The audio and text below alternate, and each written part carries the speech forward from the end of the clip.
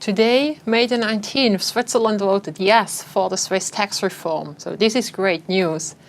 And Monica, what are the most important components of the Swiss reform from an international perspective?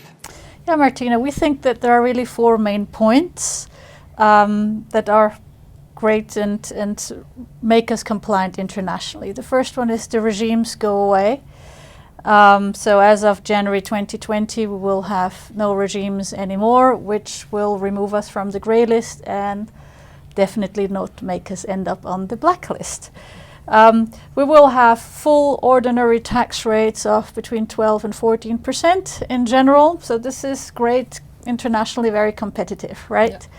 Yeah, we will have OECD and EU compliant replacement measures like the patent box with the modified nexus and the R&D super deduction. And then there are some other provisions that will remain that we already had before, like participation reduction or exemption regimes like many other countries have, or almost everybody, and branch rules, as well as tax holidays in regions that need the support. Okay, cool. Doug, you're a thought leader on US and international tax. You must know what US and global multinational groups want.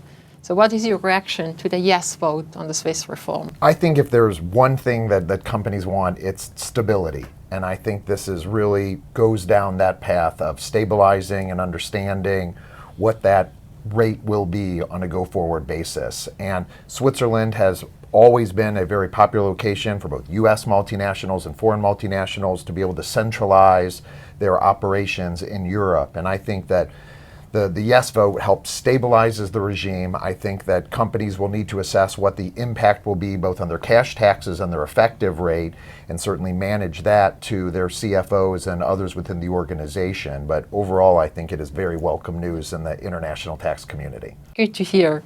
I think speaking of effective rates, I think with the abolishment of the regimes, basically there will be a hike in tax rate for international companies because under the regimes, those rates were around 8 to 11%. That's correct. So indeed, there will be a hike to about 12 to 14%, as I mentioned before. However, there are some measures that have been taken in order to prevent the fiscal shock that would be prohibited by our constitution. So those measures should allow companies to deal in an intermediary period to deal with that increase of tax rate. So what do companies do now before it becomes effective? Companies will have to check how those intermediate regimes really will, or that those transition rules apply to them.